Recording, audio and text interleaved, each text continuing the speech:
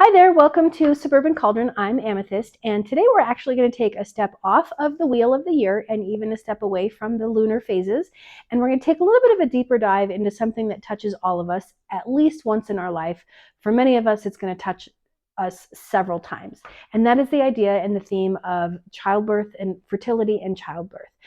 Now, before I lose half of you, I know whether you are an empty nester or whether you have decided you're not having kids or that all of your kids are going to be fur babies and have 4 feet, this theme of bringing somebody new into your family is going to be something that touches many of you.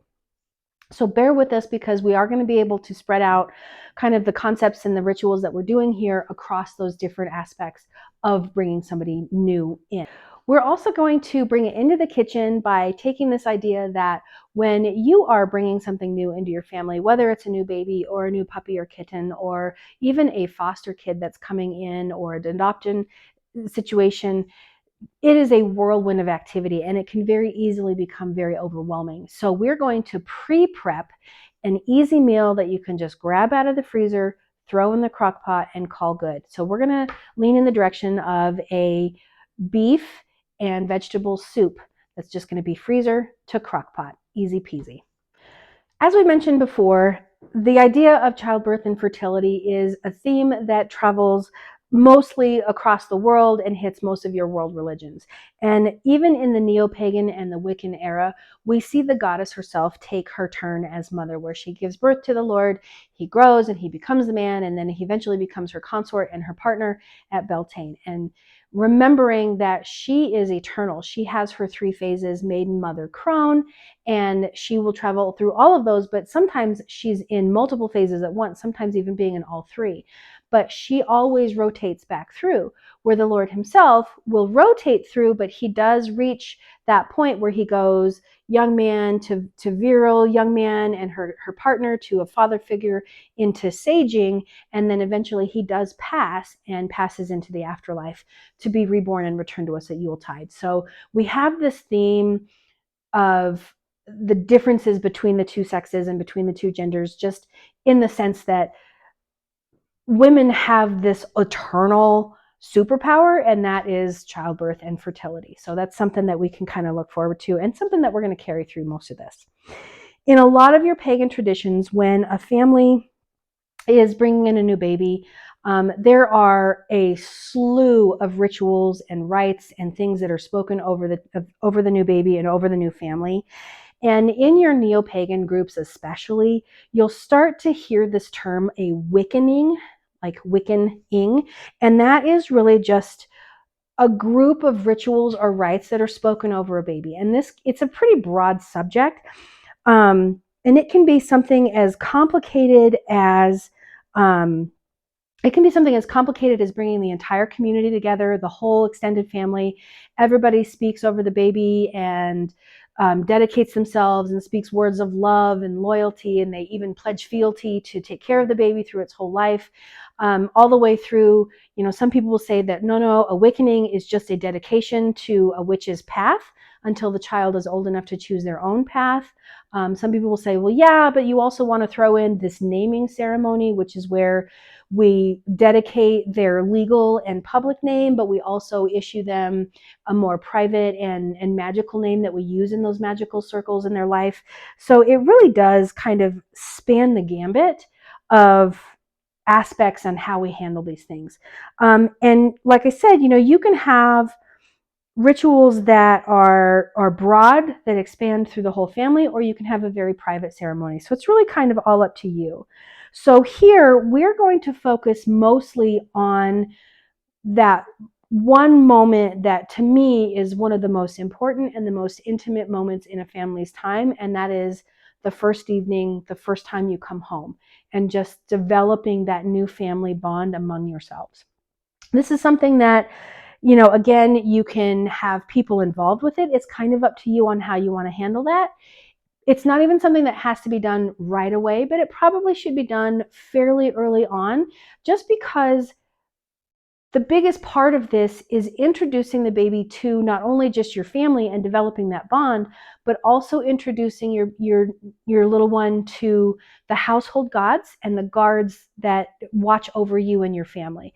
You know, from the moment that mom got pregnant, the household guards knew something was up, right? And again, even if it's not you that was pregnant, or you're talking about getting a dog, or you're talking about adopting a kid, or whatever the situation is, the moment that we start to really talk about that, the energies in the entire house start to change, and they rotate from couple into family, and we start to do little things. We start to watch all of the rescue pages and looking for the perfect little dog, or we start to hold little rituals and where we ask the universal distribution system to bring us the perfect little furry kitten. Whatever the case may be, we're all following along that path of energies have changed and the house is aware of that. So that's really the gist of what we're getting at for our ritual today, is that first moment when you come home. Again, like I said, it doesn't have to happen right away, but it should happen within a week or so of being home, just because that is a really good time to take that moment for bonding. Typically speaking, with new baby, mom and dad both have a little bit of time off of work. Typically speaking, we are in the States after all, so our paternity time is not always the best. But if you can take that time to just do a quick little ritual where we introduce everybody as the new family, this will help everybody kind of launch from that point into the future as a family unit. So with that being said, prior to birth, there is so much going on, right? Like we remodel and we build out and we paint and we put together the whole nursery. We've even had to have the conversation of, are we going to have a nursery or not? Or are we just going to have the baby in our room? And, you know, that's always a conversation. We've had to go out and register at Amazon and Target and all of the stores for the baby registry. And then there was a lot of talks about baby showers. And sometimes you have multiple baby showers. And then you throw in the gender reveal party. There's just so much going on. The closer and closer we get to what I tease a little bit, I call eviction day, because let's face it, mom is done being pregnant by this point. But the closer and closer we get to that eviction day, there is a natural and biological phenomenon that happens in a woman's body, and it has been studied. It is real. People are like, no, that's not a thing. It's real. And it's something that we call nesting. And that is when mom is getting close to giving birth, she's getting ready, and ultimately we need to make sure that the house that we bring our baby into is perfect. It is a safe and healthy space to rear our young in. So women will do all kinds of things. You'll catch women reorganizing all of the cabinets in their kitchen. There's copious amounts of laundry that are done and then redone.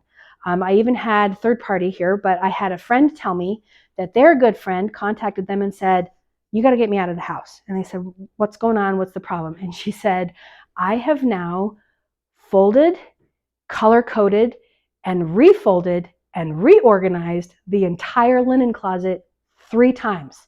And I am still not happy with it.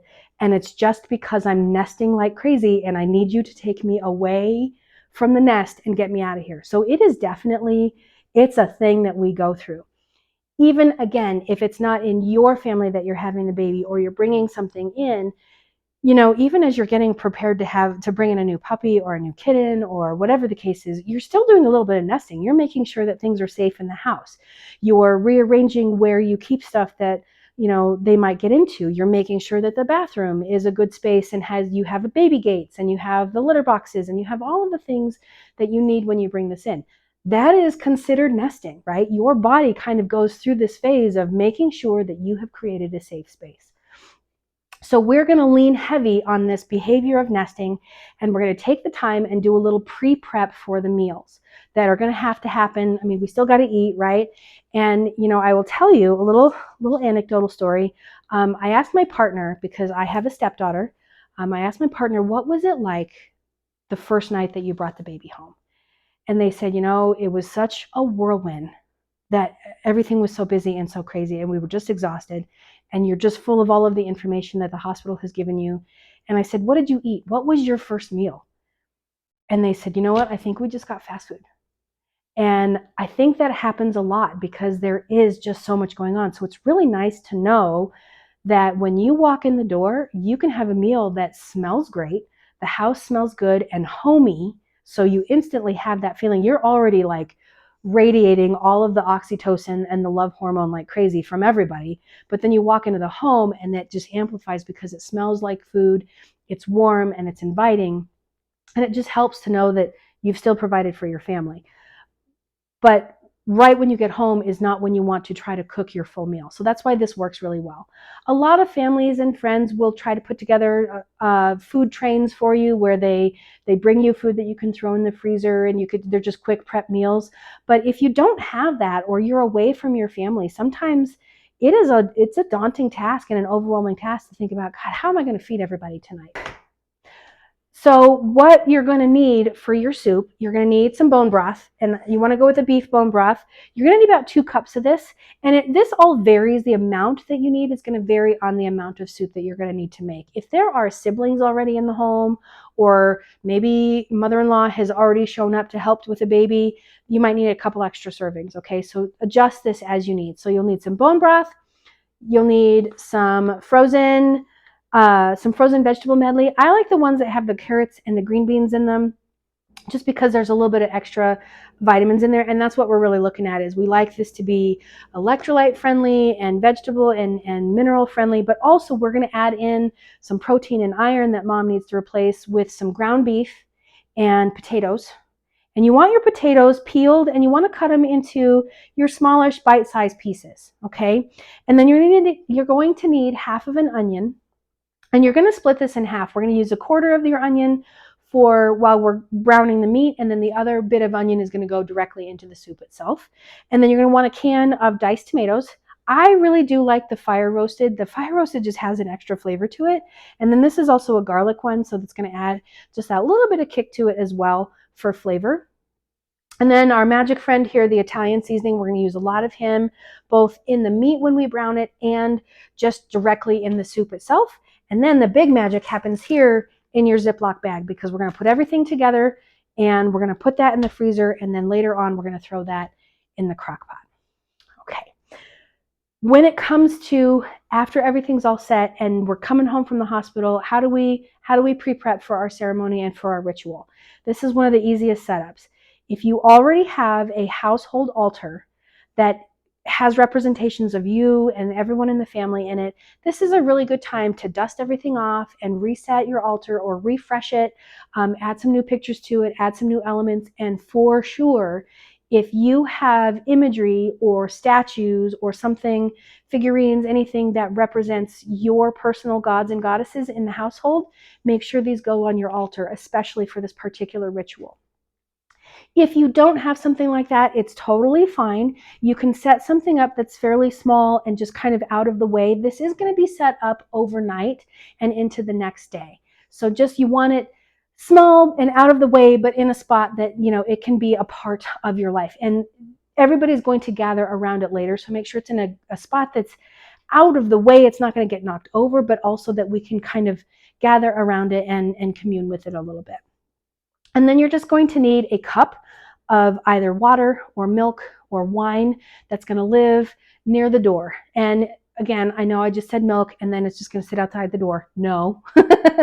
Just as we are getting ready to go get baby and mommy from the hospital, just like we put all the meal in the crock pot, the last little task to do on the way out the door, I know you have a lot to remember, but try to remember, put your little cup of drink outside and be prepared for when we get home.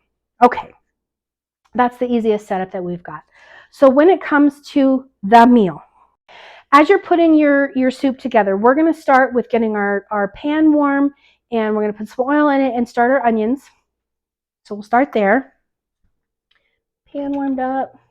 So as you're putting your soup together, we're just going to start with a warm pan. We're going to add a little bit of oil to it just to get our onions going. And because we're going to add some ground beef to it later, and that has its own level of grease to it, so you don't want to get a little too crazy with your oil. But once this gets warm, we're going to add our onions to it, and then we're going to add our ground beef. So I'm going to get my onions in here. My oil is just warm enough. And again, I just want to use about half of these or so, because the rest are going to go in my soup with everything else. And while you're doing this, really kind of consider that what you're doing and why. So before you just start getting crazy, make sure that you've taken a minute to ground and center and breathe and just release any of your anxiety or just negative feelings and really remember what you're doing. Okay, so as you're stirring all of this around and you're working with it, you're going to be thinking about some different things because, again, kitchen witchery is all about cooking with intent. We're putting our intentions into the food that we're making. So as we're doing this, we're thinking about the kind of parent you want to be. Are you going to be very open with your kids and just make sure that communication is open? Are you going to be strict with rules? Are you going to be like, just what kind of parent you're going to be? And think about the kinds of things that you're going to introduce your kid to and the adventures you're going to go on. And I say all of this, but I also want to caution you a little bit against getting too specific with personality traits, and don't force a relationship in your mind and in your intention, because let's face it, kids are never 100% what we expect them to be, and they are their own people. They have their own mind, and quite frequently, especially because generations change, they will have very different thoughts and opinions than you do, even more so than you did at their age, because things have just changed for them. And in the world where technology is moving so quickly, the difference between your baby boomers, Gen X and Gen Z and the millennials, the differences in personality are vast, and that's simply because technology moved so quickly for us. So it has really amplified the differences. So don't push that relationship in your mind and in your intent with your kid. Just, have that idea of, my kid is my kid, and I'm going to flow with them as they become the person that they're going to be, and I'm going to love them anyway because they're awesome, right? Once again, I know I'm talking new baby a lot because that's what we're focusing on. However, same thing with your puppies, right? Think about the kind of puppy owner you're going to be. Think about the behavior that you want your puppy to have. Is your puppy going to be the kind of guy that's just like super awesome off lead and he follows you everywhere? Is he going to be the kind of guy that, it's all about playtime and we go to the dog park regularly? What kind of tricks are you going to teach him? Same thing with cats. Are you going to, what kind of cat are you hoping that you get? All of those things, you're putting that intent into your mind and into your food because we're cooking with intent here. So my onions are just going to go until they're just a little translucent. I will tell you guys that I cook predominantly with ground turkey. It's usually an 85-15% meat, just to get a little bit of the moisture from the fat in there. But also, if I'm going to go with sirloin, I tend to stick with grass-fed, organic, something like that, just to kind of keep it on a little bit more of a less processed basis, I guess you would go with. But with your sirloin, you're definitely going to get a little bit more grease out of this as it goes. So I'm going to break him up a little bit, and I'm going to add some Italian seasoning as we go, and I want to add in some salt and pepper.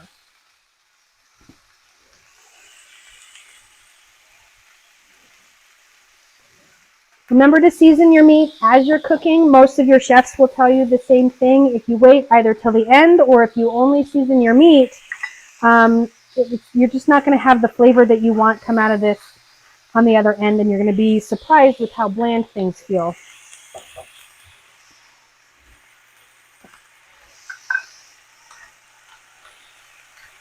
This is my pepper. And we're just going to brown this up.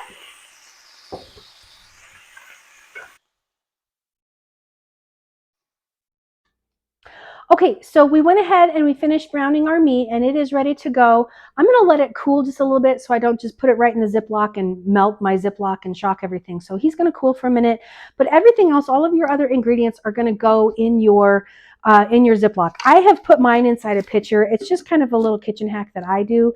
I know that Amazon will sell you little plastic stands that will hold these up and open. Makes it super easy to do this, but this is just kind of what I do so I don't have to buy more things from Amazon, and it works really well. So those are my tomatoes. I've got my frozen veggies going in here.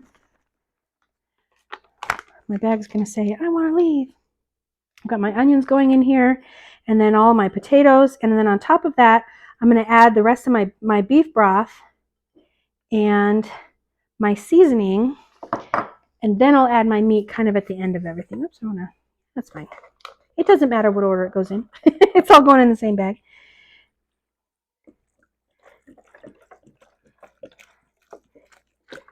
About 2 cups or so.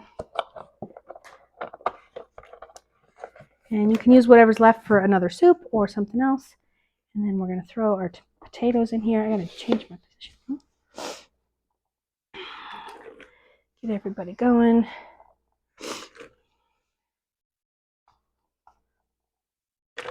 I did 2 potatoes, depending on how many people you've got coming in. We can reduce this to 1.5. You can make it more, however you've got, however many people you have to serve. And then I want to make sure I leave enough room for my meat to go in as well. So then I'll move this guy in. So as you're doing this, once you finish up, you're just going to label it adequately, because you guys have to, it's really important that you remember baby brain is real.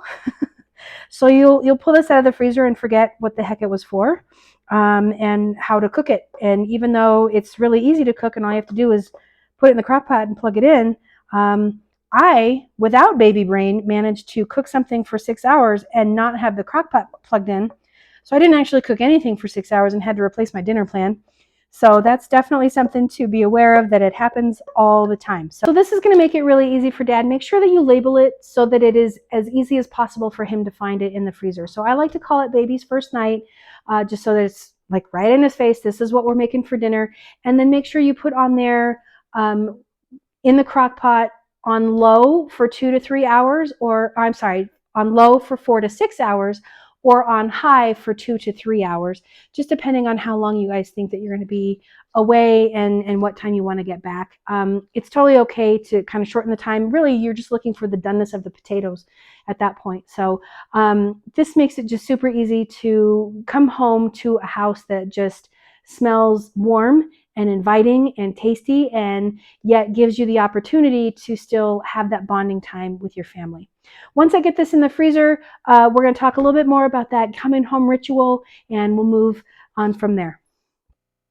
Okay, now that that is in the freezer, I want to talk and switch gears a little bit and talk a little more about the ritual itself. So again, you're coming home from the hospital. Everything has been a whirlwind. You've got instructions from doctors. You've got instructions from nurses. You've had conversations and you've gotten advice, and you've got instructions from moms and aunts and uncles and all of the things. And even aside from all of the instructions that you have received and are swirling around in your head, you are also amazed that they actually let you leave the hospital with that tiny little creature. And you cannot believe the changes and the profound change that is happening in your life. And it's just very, very overwhelming. So when you get home from the hospital, take that time. This is a really good time to just breathe and be with yourself and be with your partner and be with your new baby and just relax for a second. There's going to be a whole slew of things that need to come in the house. You've got suitcases and baby bags and car seat stuff and new diapers and all of the things that need to come in the house. You know what? Leave it in the car for a second. Just get out of the car, you, mom, and baby, go to the front of your house, and this is where we're going to start our ritual. This isn't something that you're going to need to call quarters for. This is not something that you're going to need to create a circle for. You're going to kind of create a cone of energy on your own during this process, but ultimately it's just a very open ritual. Okay, so you're going to gather at the front of the door, whoever's going to be involved in this. Again, couple of things here. Make this your own. So if you want to have grandma involved, if there are siblings that already exist and you want, always involve your siblings in any kind of family unit thing. So, if there's siblings that are involved, make them a part of this. Whatever the case is, you want to gather everybody together. Also, I'm going to say some words. I did find this spell online, and I'll put the link in the description down below. I made a couple of changes to the wording just to make it a little more gender neutral. Make this your own. Okay, so however you run your household, patron goddesses, that's what you're going to incorporate into your spell. Okay, so you're going to get everybody together, gathering outside the home. You've got your little cup of drink close by, and you're just going to gather around whoever's holding baby. Take baby out of car seat. Hold them. Okay, be a part of this family. And then we're going to say the words, gods of our home, gods of our hearth. Enter your own personal gods' names. Today we present you something new, someone new. Okay, you can say something, someone, whatever it is, especially if you're dealing puppy versus baby, however you want to word it. Today we present you with something new. They are a member of our family. We ask you to welcome them. We ask you to love them. We ask you to protect them. And we ask you to bless them. And then before you enter your home, you're going to pass that little cup of your drink in a docial or a sunwise or a clockwise direction among the people in the group. Everybody's going to get a little sip of it. And as we do that, we're going to say, welcome, baby, to our home. May the gods love you as much as we do. And make sure that you put baby's name in there or however you want to really refer to them. When you get dogs, they start with one name and they end up with Boo Boo. It doesn't matter how you look at it. They always end up with a fun nickname. But really it's almost kind of like when you see in Supernatural and other fun sci-fi movies and TV shows, they talk about, or when you read books, they talk about calling angels and demons by their official name. This is very similar. There is power to a true name. So use your baby's name, use your puppy's true name in this instance. So welcome, baby, to our home. May the gods love you as much as we do. And then everybody takes a little sip. We pass the cup around. And then the very last thing that we do is we just take a little drop of it and we run it across baby's lips. Okay. If we're dealing with dog or kitten or lizard or snake and you don't necessarily want to stick your finger in their face, probably not the worst idea, but you can certainly anoint them with just a third eye. With dogs, and the reason I go like this is because with dogs, if you go straight at them, they're going to go, what are you doing? Right? Your lizards are going to be like, no, and they're just going to bite you. Okay. But if you come from behind or something, you can just do a little dab on their third eye. It's the same basic idea. We're anointing them with this idea of this is our home you've shared with us. Okay. Then you're going to go into the home. Everybody walks in. Once you walk in, you're going to gather around your home altar that we talked about earlier. If it's your home altar or your shrine or just something that you've set up for now, you're just going to gather around that in the same basic format. You're going to gather around whoever's holding baby, and you're going to continue with your spell. Okay? You're going to say, gods of our home, gods of our hearth, enter your personal gods here. Today we present you with someone new. They're a member of our family, and this is their new home. And you're going to change your words here. Here you're going to say, watch over them as they grow, watch over them as they live, and watch over them as they love. And then you're going to repeat the process where we pass the cup around in a sunwise direction.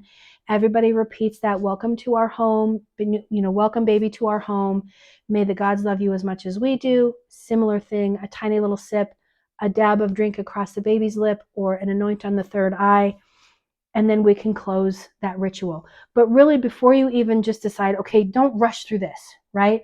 Take a minute as you finish that anointing and you set the cup down. The cup is going to stay on your altar overnight, and it's just going to be an offering to the gods. So when you're choosing what drink you're going to put in this, water, wine, or milk, make sure that it's not only something that will be safe sitting outside for a minute, but also something that'll be safe in your home overnight. If your pets happen to get into it, you don't want it to be, a bunch of grape juice that's going to hurt them. Okay, so make sure it's something that's safe for everybody. But this is going to sit on your altar overnight as an offering. In the morning, you're going to take this outside and libate and just pour it on the ground as you would at the end of a different ritual where you did cakes and ale. Okay, so make sure you libate, and again, an offering to the gods of your home, the gods of your neighborhood, just all of those protector creatures that watch over you. So as you finish everything, you've set your cup down on your altar, just gather in a circle and hold each other and breathe together for a minute and share that energy and really feel that cone of energy come together. You and your partner have done this a couple of times at this point, whether it was the first time you made love, whether it was when you got married, whether it was, there's been moments where you have shared an intimate breath together.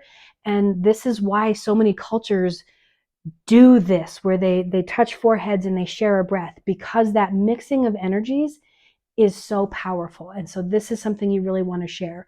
Make sure you're involving other kids and siblings in all of this. Other people who are going to be major caretakers can be involved in this as well, as long as they're open to it. If you feel like grandma's going to be super resistant to all this weird witchy stuff going on, then maybe just say, hey, grandma, can we have the house to ourselves for a little while?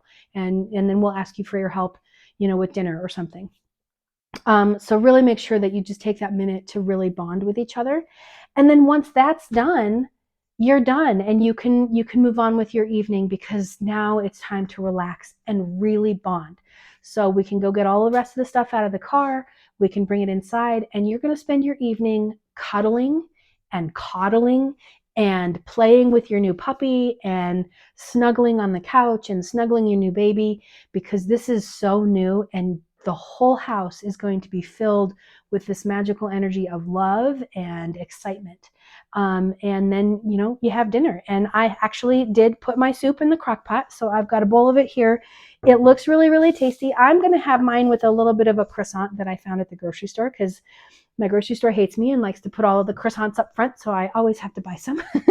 So with this, you guys, it's got all of the meat, and the potatoes are fantastic. They're perfectly done. It's a little on the warm side yet, but we're going to give this a little bit of a try. Try not to burn my face off.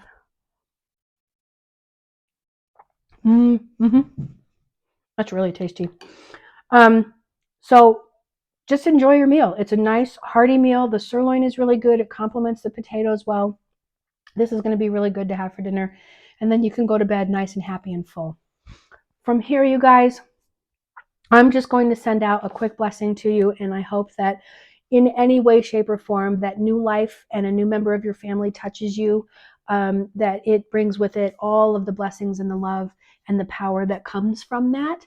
And we're just going to remind you one more time, like and subscribe down below, and make sure that you're sharing us with your friends and family, so that you can make sure all of our content comes across and you get to see that. But ultimately, remember that anytime you open circle, it's open and yet unbroken. And we're going to stop with merry meet, merry part, and we're going to see you next time. So merry meet again. Blessed be.